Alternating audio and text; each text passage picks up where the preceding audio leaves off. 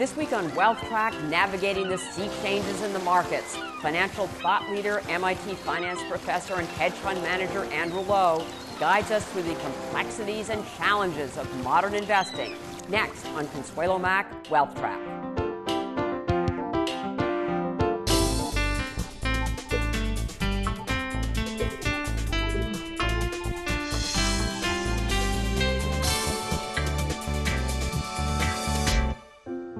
New York Life, along with Mainstay's family of mutual funds, offers investment and retirement solutions so you can help your clients keep good going.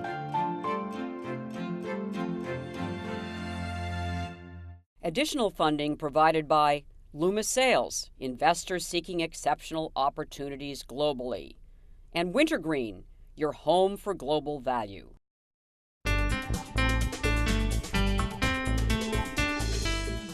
Hello and welcome to this edition of WealthTrack. I'm Consuelo Mack. This is not your grandmother's market. The days of buying a portfolio of blue chip American stocks, reinvesting the dividends, and living off the proceeds in your golden years, which is what my grandmother did, are over. Life has gotten a lot more complicated. As top-rated investment strategist and former WealthTrack guest Francois Trahan wrote his clients recently, the past few years have produced some of the most challenging financial markets ever seen. Indeed, investors' economic outlook has been to the abyss and back several times. Well, given what we are still facing and will continue to face in this high-speed, globally interconnected world, the abyss is never far from our minds. And it's not just individual investors who are having a tough time navigating what's being described as the new normal. Increasing numbers of professional investors are finding it extremely difficult too. As this chart from Trahan's firm Wolf Trahan illustrates, the percentage of U.S. equity funds that have outperformed their market benchmarks has been shrinking dramatically. 32% beat their benchmarks over the last 5 years. Only 27% did over the last 3, and a mere 10% did in the last year. This week's WealthTrack guest has been thinking, writing, analyzing, and strategizing about modern market conditions and challenges for his entire professional career. He is noted financial thought leader Andrew Lo, named one of Time Magazine's 100 most influential people last year. Lo is a professor of finance at the MIT Sloan School of Management, director of MIT's Laboratory for Financial Engineering, author of several books, including a non-random walk down Wall Street, author of numerous articles in finance and economic journals, editor of several journals as well, and to top it all off, chairman and chief investment strategist of Alpha Simplex Group, an investment management firm that has created a series of hedge fund-like mutual funds under the Natixis name, including his flagship Natixis ASG Global Alternatives Fund launched in 2008. The funds are, quote, designed to help investors achieve greater diversification than traditional stock and bond funds while actively controlling risk and liquidity. Well, so far, they have fulfilled their mission. I began the interview by asking Professor Lo to describe some of the biggest changes in the markets that investors need to understand. There are 3 really big seismic shifts that occurred over the last few years. The first is that you've got these macro factors that are at play that really didn't exist before the financial crisis. You've got such as government intervention. Yeah. So the government is very much involved in changing the financial landscape. The Fed, for example, is involved in monetary policy to try to keep interest rates low. And of course, we know the Dodd-Frank Act of July 2010 is still yet to be completely implemented. You know, that act was 2,319 pages long. And there are a lot of things that still have yet to be put into practice. For example, the Volcker Rule, that's supposed to be coming into play over the next couple of years. So I think that a lot of the macro factors that we see today really didn't exist just a few years ago. So let me understand that, though, because we've certainly seen other periods of time when the government has gotten involved, in the economy, and when it's gotten involved in regulating the market, for instance, it usually is precipitated by financial crises. So what's really different about it this time? Well, I think the difference is scale. Because really we had a financial crisis of epic proportions. The last time something like this happened was 1929. Right. And in the aftermath of the Great Depression, we had a lot of new legislation, and government was very heavily involved in changing things around. And so I think that we see the exact same things going on right now. Lots of government intervention, lots of new rules, and not only that, but we see the landscape of global regulation changing. So we're actually, in some cases, coordinating with the European Central Bank and other foreign authorities. In other cases, we're competing with them to try to see who can provide the most convenient kind of ways of doing business. From an investor point of view, is that really changing what we should look for in the markets? Is it going to change market behavior? Well, I think it already has changed market behavior. So, for example, the volatility of volatility is actually quite high. Last year, the S&P 500 had volatility that was relatively muted, and most people would argue that today volatility in the equity markets is relatively low. But that could change at a moment's notice, and we've seen it change at a moment's notice when Greece is about to default, or when there's problems with Spain or Portugal. So I think that right now we're all on a hair trigger and just waiting for the next shoe to drop. That's one big difference. Another difference is what the Fed is doing with interest rates, keeping it relatively low. That means that for people that are focusing on fixed income investments, pensioners, people about to retire, they're going to have a much harder time being able to retire by putting their money in safer assets. They've got to really keep their money in equity markets to some degree, and many of them are not happy about that. So let me ask you about what the Fed's doing, because there are a number of people who have been very supportive of it and have said that basically the economy, we would never have gotten out of the financial crisis, the global financial crisis, had central banks not stepped up to the plate and done what they've done. And then there are the critics who are saying that basically by keeping interest rates artificially low, it's really warping all sorts of asset prices, and and what's going to happen when the stimulus is withdrawn as well. So where do you come out in that debate, number one, and what do you think the repercussions are going to be as well? Yeah, well, the odd thing about the situation is that they're both right in the sense that it is true that the regulators went to extraordinary measures to inject liquidity into the system in order to stave off the really serious part of the crisis. And I think they did a good job of that. In other words, had the Fed and other central banks not done what they did in injecting that liquidity, things could have been a lot worse. Mm-hmm. The problem is that ultimately we have to acknowledge that the economy grew too fast and there was too much leverage. We've got to cut back. We were overextended. Right, going into the financial crisis. Right, exactly. And so eventually we all have to acknowledge that we've got to basically tighten our belts. And tightening our belts is no fun. And so the question is, what's the right time to do that? The Fed is still keeping monetary policy relatively loose. They're still stimulating the economy. And at some point, I think they have to get to the level where they can pull back on some of that stimulus. And if and when they do, the key is what the reaction of the economy is going to be. I think that we're actually pretty close to that point now where we're going to have to pull back from the stimulus. Otherwise, we may end up creating more problems as we inflate certain kinds of asset markets that really can't afford to get that much larger. So the Fed is in this new policy of openness it's had under Chairman Bernanke, has told us that they're kind of targeting unemployment rate of 6.5%, and that from most economists that I've talked to saying we're a long way, we're several years possibly from a 6.5% unemployment. So could we have this repression of interest rates for several more years to come?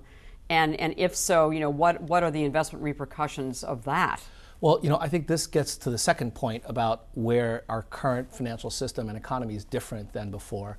The second point is that the technological advances that we've pioneered in the financial system have really made it much more complex. And it's much harder now to basically make these kind of macro forecasts. It used to be the case that when you said you wanted to achieve 6.5% unemployment, you might wait another 18 months, 24 months with loose monetary policy, and then you could slowly and gradually change that policy around.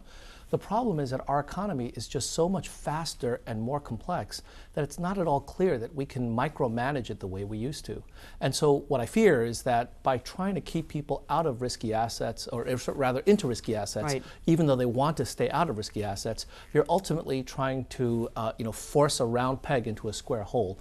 And there may be a day of reckoning when at the point where the Fed decides to take off that stimulus, you get a massive reaction that goes back to riskless assets. And then we're going to see, much more dislocation than we would have otherwise. So we've got much more, government intervention and globally in the economy, and also, the second point was financial technology. The financial technology, and it's much more complex. The markets are much more complex and harder to manage. So what was the third? You said there was another third big change in the markets that we need to understand. Well, the third big change is that the world is a much larger pool of investors than ever before. So, for example, today the population of the planet is about 7 billion. Just 100 years ago, that number was 1.5 billion. So in the space of a century, we've actually increased the population by a factor of 4, which is really astonishing when you think about that. And that has very, very significant repercussions for both individual investors as well as for macro policy. It means, for example, that we're much more likely to step on each other's toes because there are many more people that are really driving hard to get that little extra bit of return. It also means that from a job market perspective, things are a lot more competitive nowadays than before. It used to be the case that we produced TVs in the United States. We produced the world's best TVs. And now, of course, a lot of those jobs have gone overseas. But the benefit of that is that we can now buy flat panel screen TVs for under $500, which is really remarkable. So that kind of global competition has changed the landscape in which we operate as citizens. And that's something that I think people need to get used to. The world is moving a lot faster, it's a lot more complex, and we actually need to be more informed as financial consumers. So there's a big debate going on that you're very aware of on Wall Street, the passive versus the active investors. And a guest that we've had on, Charlie Ellis, who you know as well, has basically said after 45 years of advising pension funds about which money managers they should invest in, that a light bulb went off in his head. And he said essentially because the standard on Wall Street is so much higher now, that there are so many smart people pooling their brain power to try to get that little extra advantage, that in fact it's very difficult to get a consistent advantage, and therefore he says just invest in index funds. So where do you come out in the active versus passive? And of course you are an active money manager as well at Alpha Simplex. So. Right. Well, first of all, I have a lot of respect for Charlie Ellis, so I certainly wouldn't want to contradict him. But I would have to say in this case, I actually have a somewhat different perspective than either the passive or the active camp, which is a bit of a different direction. It really has to do with the fact that the dichotomy between active and passive is a little misleading. In the old days, when volatility was relatively steady, when the risk of investing in the stock market was relatively well known and stable over time, then active versus passive was a very sensible dichotomy.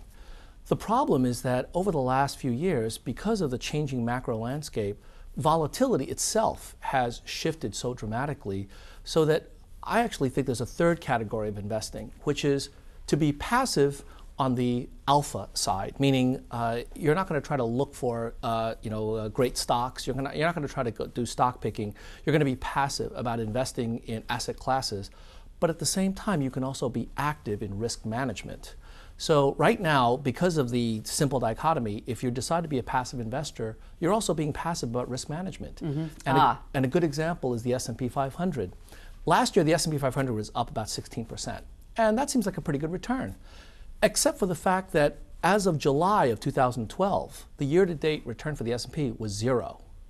And so if you were an investor sitting in July 2012, you would have said, gee, the stock market's going nowhere. I'm going to take my money out and put it in cash. And then you would have missed that 12% or 16% gain over the course of the following 6 months. A passive investor putting their money in the S&P would have gone through that roller coaster ride of 0 to 18 down to 16. So it's possible to actually be passive about not trying to pick stocks, but to be active about risk management and managing your volatility over time. And there are new products and services out there that are trying to do it, but I think investors would be wise to think carefully, not so much about picking the next winners, because it's really hard to do. And I agree with Charlie Ellis and Jack Bogle and others that it's very hard to pick winners, but rather think carefully about risk, because risk actually is a much more important factor nowadays than ever before. So, and let me follow up on that because the proponents of the passive investing, as you well know, are saying, that number one, the biggest mistake that individual investors make is to try to market time. And therefore, if you want to participate in the growth of the world economy, the best way to do it is in the stock market, and just hold on through those swings. Well, the first point I would make is that there's a difference between market timing and risk timing. I agree 100% that market timing is a very difficult thing to do, and individual investors shouldn't try to do it at home. On the other hand, risk timing is something that is almost unavoidable. When risk is high, generally it tends to stay high. And when risk declines, it generally stays low. And so even though it's hard to market time, it's not nearly as hard to risk time. And there are professional money managers that do this. Hedge fund managers risk time all the time. So I think investors can think about that. But so you're saying that risks, when it's a high risk environment, does tend to last for a long period of time, and low risk. So are we in a high risk environment now? Well, interestingly enough, over the course of the last few months, the volatility of S&P has actually been low. It's been muted. It's declined. Yeah. So we're in a low risk environment, except for the fact that there are a couple of very big macro events that are coming to roost. One of which is the debt ceiling debate. If the debt ceiling debate goes the wrong way, then it could be a very bad event for markets. Risk could shoot through the roof overnight, and we can have a big decline. So that's an example of where risk timing is actually important. You have to understand the dynamics of risk, and as the risk starts to increase, you may want to think about being a little bit less exposed to equities, more to fixed income and other assets that are less correlated with these kind of assets. So let's talk about some of the macro events that you are watching, and there are several big policy events that are going to be happening in the first quarter of this year. Right. And one of them is the debate over the debt ceiling. There's a possible sequester coming up. There's automatic cuts, which could happen in March 1st. Right. And then we've got the federal budget. So what specifically are you watching, and how will you react depending upon what happens? Well, I think the biggest event coming up is, in fact, this debt ceiling debate, and whether or not Congress can actually start working together. It's been quite dysfunctional for quite some time now, and I think this is a real problem for the U.S. economy. We're at the early stages of a recovery, and so this is a very important time. If the politicians end up getting caught up in this kind of partisan bickering, it will actually turn the recovery into another recession. They could easily do that. And so I think that's a really big concern. But then we have to also look abroad and see what's going on in Europe. The European debt crisis is not over. No. In fact, this year, there are going to be a number of issues with Greece, with Spain, Portugal, a number of issues that could actually turn into a global crisis as well. We have to also look at Asia. China has been a huge juggernaut for economic growth for many years, but of course they're slowing down. And they've got a real estate bubble, much the same as we had years ago. It's not clear how they're going to be able to manage through that. So I think those three areas, the U.S. debt ceiling, Europe, and Asia, are areas where we've been watching quite carefully and where I think that there is some source of concern. Now, I know at Alpha Simplex, some of the hedge funds that you run, that you have devised strategies where you limit the annual volatility to, let's say, 8% in your flagship fund. So is that something that individuals, how do we as an individual, how should we approach risk management? Well, I think this is really an important aspect of the investment process for individuals. It's actually key to spend time thinking about how much risk you're able to withstand before you get these really bad events. So, and how do we do that? How do I know what my risk tolerance is? How can I put a number on it? Well, the way you would start is by saying, take a look at your portfolio, look at your financial objectives, ask the question, how much expected rate of return do you think you need in order to reach your life goals? And a financial planner can do that, or an individual with a spreadsheet can do that. And then ask the question, how much can I afford to lose over the course of any year? Of a year, right. Is it 5%, 10%, 20%? And the amount that you can lose is really a way of gauging what your risk tolerance is. If you can only afford to lose a couple of percent, you should obviously not be invested in equities. Right. On the other hand, if you're younger and you're able to lose 15 or 20%, then you can actually take on some really significant risks like emerging markets or small cap stocks. So understanding your pain threshold, your ability to withstand losses, is really key towards being able to plan out how much risk you can take on. But Andy, in this particular time in our financial history, with interest rates so low, is that where I would naturally go as an investor if I did not want to have a lot of volatility, it would be the Treasury market, but the returns are so low. Yeah. So, how do we get better returns and less risk? I mean, is there an answer to that? There are a number of new financial products that are focusing on alternatives to the traditional stock bond mix. Right. And I think really that's the key. Now, the Fed is really keeping interest rates low because they want Americans to invest in the stock market. They want to create more investment capital to increase our economic growth. But I think that the other way to deal with it, if we're not comfortable with much higher volatility and hopefully eventually higher returns of the stock market, is to think about commodities, currencies, other asset classes, and fixed income instruments, but with corporate bonds as opposed to treasuries. The problem is that many people really don't want to take on that risk, and this is where because those are volatile too. Absolutely, and not only are they volatile, but the kind of risks that they entail, in some cases, are quite a bit more subtle and complex. It's not just market risk; it could be liquidity risk, it could be emerging market debt risk, and those kinds of risks, typical investors really do not understand as well as they do equity risk.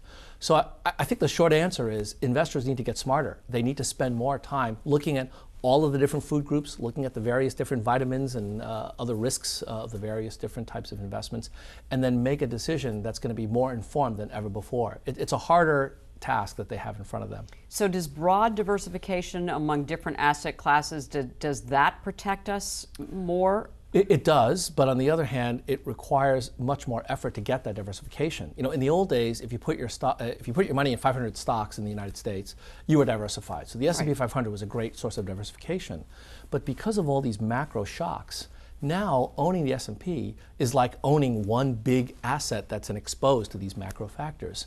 So in order to get truly diversified today, you need to invest in stocks, bonds, currencies, commodities, long and short, across 15 different countries. You really need to make an effort to focus on diversification in much broader asset classes, long and short formats, and in a variety of different kinds of vehicles. And as you said, there are vehicles now, ETFs, for instance, that enable you to do that. Yeah. So that we have a better chance of doing that and investing like professional investors, but it requires much more intelligence and time, really. And time. Yeah. I think the financial landscape has gotten a lot more complicated. Not that different from healthcare. Nowadays, we have to worry about cholesterol in the good kind, the bad kind, carbs, and whether or not we're getting the right amount of fiber. So in order for us to stay healthy, we actually have to be much more informed consumers. Well, I would argue that our financial health is equally challenging. We need to spend more time thinking about our financial health, looking at our portfolios, and looking at all of the different options. One investment for a long-term diversified portfolio, what would you have all of us own some of?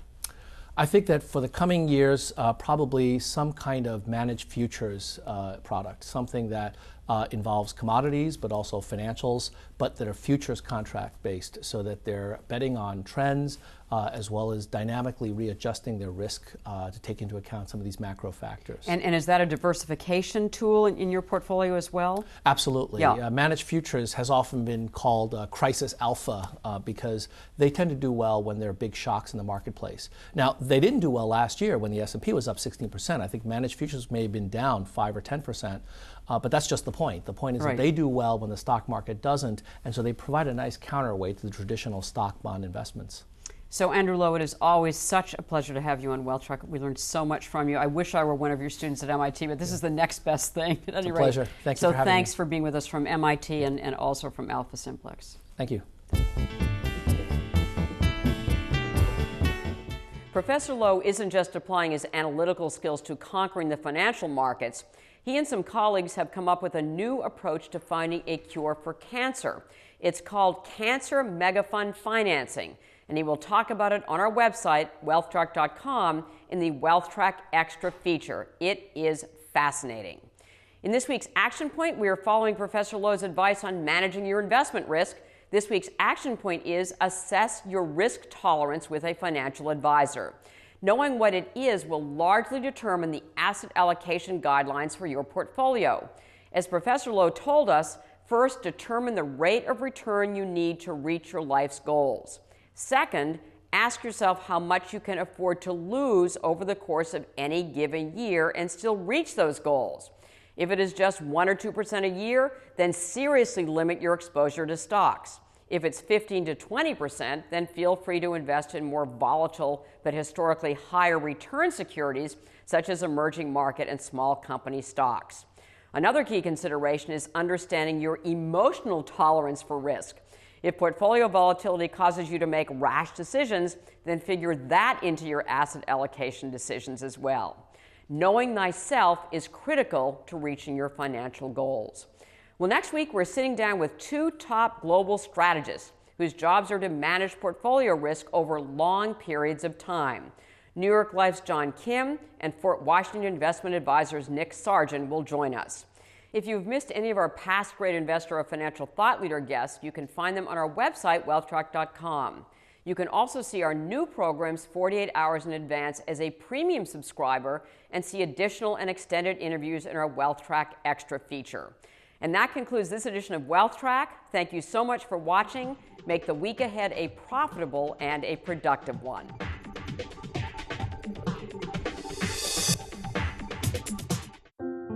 New York Life, along with Mainstay's family of mutual funds, offers investment and retirement solutions so you can help your clients keep good going.